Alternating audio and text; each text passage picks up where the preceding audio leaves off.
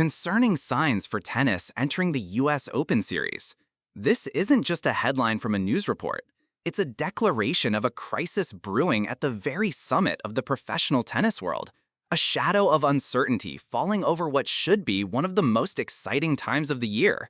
A mysterious and sudden wave of withdrawals is sweeping through the sport, with some of the biggest and brightest stars pulling out of crucial tournaments just weeks before the final, glorious Grand Slam of the year in New York. The question on everyone's lips is simple: what on earth is going on? Today, we are going to pull back the curtain and dissect this mass exodus in detail. We'll start by exploring the shocking withdrawal of the formidable world number one, Aryna Sabalenka, a move that sent ripples throughout the entire tour. Then, we will reveal the alarmingly long list of other top-tier stars who are following her lead from both the men's and women's games. And finally, we'll ask the tough, uncomfortable question that the sport's governing bodies may not want to answer. Is the relentless, jam-packed professional tennis tour finally, physically, and mentally breaking its greatest assets, the players themselves? And most importantly, what does all of this escalating chaos mean for the upcoming US Open? The stage is being set for something truly unpredictable. Let's get into it.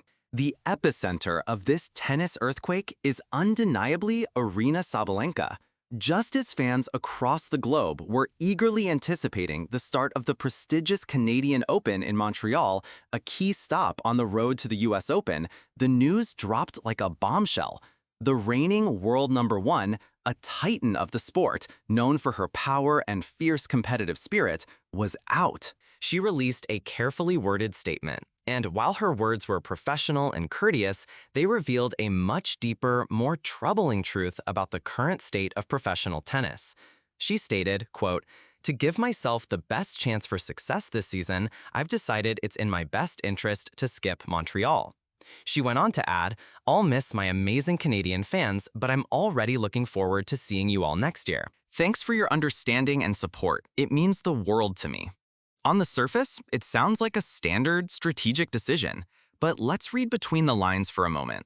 The best player on the planet is openly declaring that playing in a major WTA 1000 event, a tournament with massive ranking points and prize money on the line, is actually detrimental to her overall chances of success. This is a staggering admission. The source of this unprecedented decision seems painfully clear: pure, unadulterated physical and mental exhaustion. The reports point to a grueling 2025 season, and yes, you heard that correctly, the pressure and planning are so intense that the narrative is already looking a full year ahead. A season that has already seen her battle her way through immense pressure to reach the finals of both the Australian Open and the French Open, followed by another deep, draining run into the semi-finals of Wimbledon. This is a player who has left every single ounce of her energy on the court for 7 consecutive high-stakes months.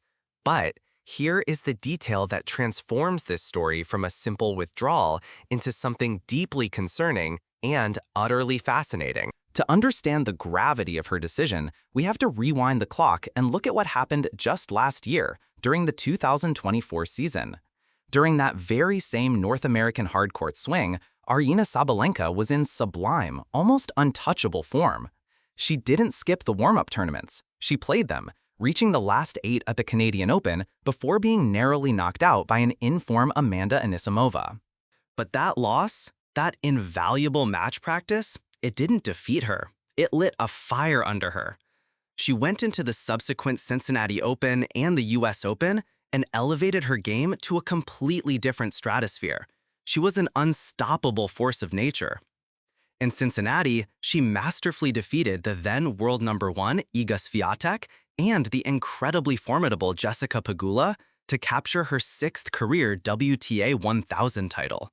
That monumental victory set the stage perfectly for her 3rd and most recent major title victory at the US Open, where she was an absolute juggernaut, dropping only a single set across 7 dominant, awe-inspiring matches to lift the coveted trophy. She literally wrote the modern blueprint for US Open success: play the warm-ups, get match tough, and peak at the Grand Slam. It worked to perfection. So, the million-dollar question that is echoing through the tennis world is, why would you abandon a proven winning strategy? Why, after demonstrating that this exact run-up leads directly to Grand Slam glory, would she suddenly and dramatically reverse course? It strongly suggests that the physical and mental toll of this current season has been exponentially higher than the last.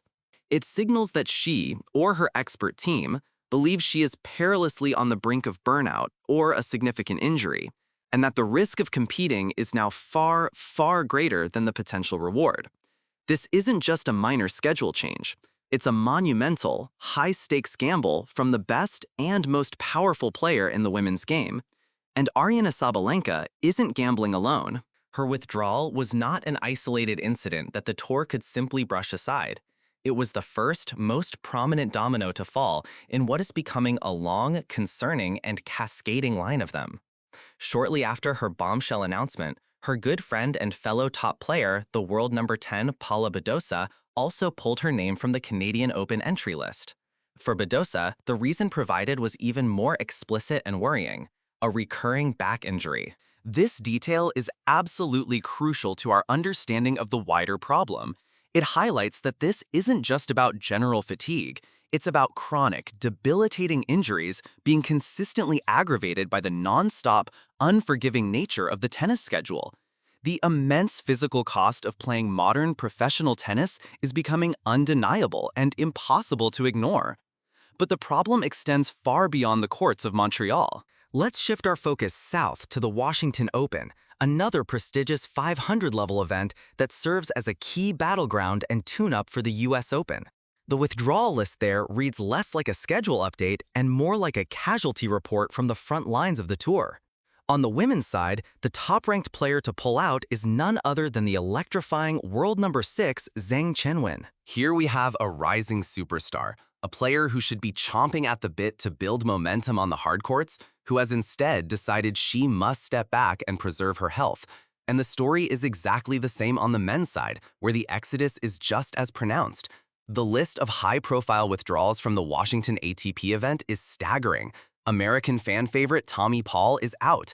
The exciting and explosive young Czech Jakub Mensik is out. Another top American talent, Sebastian Korda, has also withdrawn his name. His compatriot, Tomas Machak, is gone from the entry list. So are Jacob Fernley and Jordan Thompson. This isn't just a few players carefully managing their schedules. This is a mass withdrawal from a major international tournament, a phenomenon affecting both the ATP and WTA tours simultaneously. It's a clear, powerful, and unified message. Whether it was intentionally coordinated or not, the players are running on empty. It truly feels like the entire tour is beginning to fracture and buckle under its own weight, right before the most energetic and demanding swing of the entire season. If you're as concerned and completely fascinated by this unfolding drama as we are, go ahead and hit that like button to show your support for all the players who are trying to navigate this absolutely brutal professional season. The sheer number of elite athletes making this same difficult choice tells a powerful story of a system that is under immense and perhaps unsustainable strain. It's a system that is pushing its biggest stars to their absolute physical and mental limits. So what is the ultimate root cause of this spreading crisis? The reports and the players' actions all seem to point to one single overarching culprit: a jam-packed and utterly relentless season. The first 7 months of the competitive year have been a non-stop, punishing grind. While we, the fans, have been treated to some incredible storylines and scintillating tennis, the narrative even highlights the joyous moment of Coco Gauff picking up her second major triumph and the inspiring comeback of Iga Swiatek, who triumphantly overcome a mid-season slump to win Wimbledon just a fortnight ago. The immense price of this constant entertainment is being paid by the players' bodies and minds. Just think about the journey they endure. It begins in the scorching heat of the Australian summer in January, moves directly into the demanding hardcourt tournaments in the Middle East and the United States, then transitions to the grueling, leg-burning clay court marathon of the European spring, which is immediately followed by the short, slick grass court season, culminating at the hallowed grounds of Wimbledon in July. There is no real off-season. There is no significant break. It is a constant, year-long cycle of international travel, intense practice, high-stakes matches, endless media obligations, and the crushing weight of public expectation. And after all of that, they are expected to seamlessly transition back to the punishing hardcourts of the North American swing, culminating in the US Open, arguably the most physically and mentally demanding tournament of them all.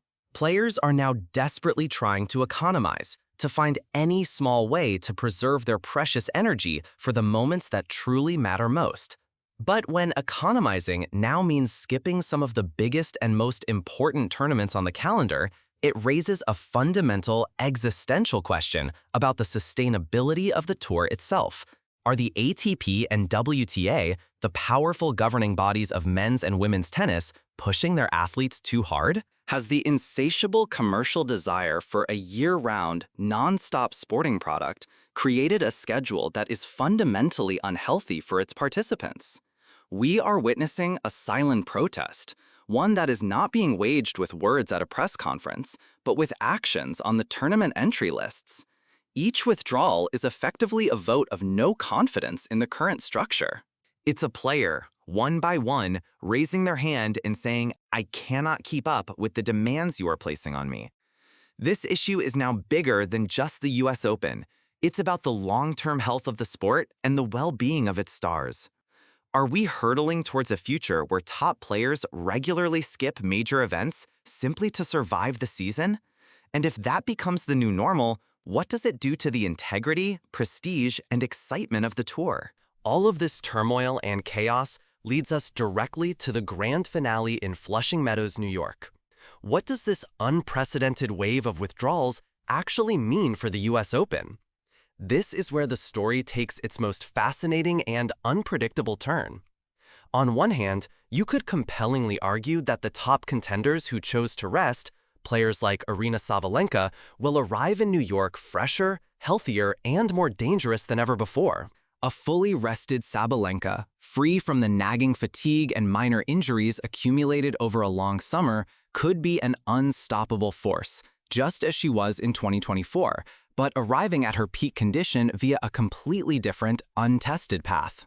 It's a bold and audacious strategy that could pay off with another glorious Grand Slam trophy.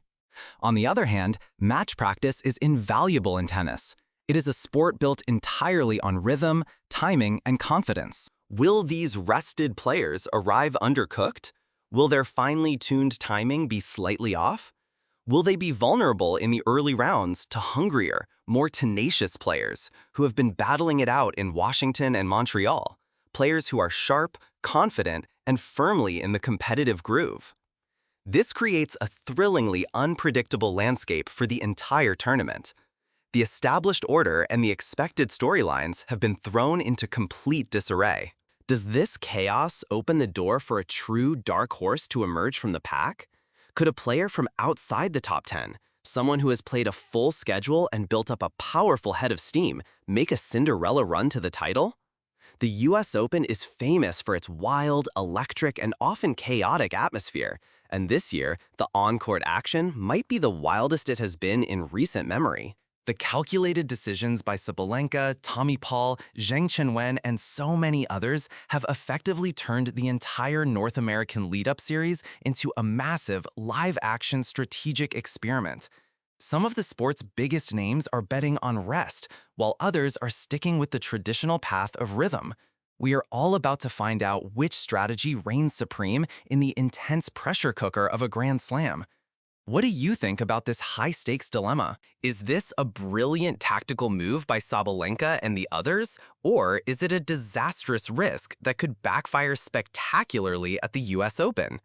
Let us know your thoughts and theories in the comments section below. And if you want to keep up with all the twists and turns of this incredible story, make sure you subscribe to our channel so you don't miss any of our upcoming US Open deep dives and predictions. One thing is absolutely certain as we look towards the bright, unforgiving lights of New York City. The North American hardcourt swing has been plunged into a state of unprecedented and intriguing chaos.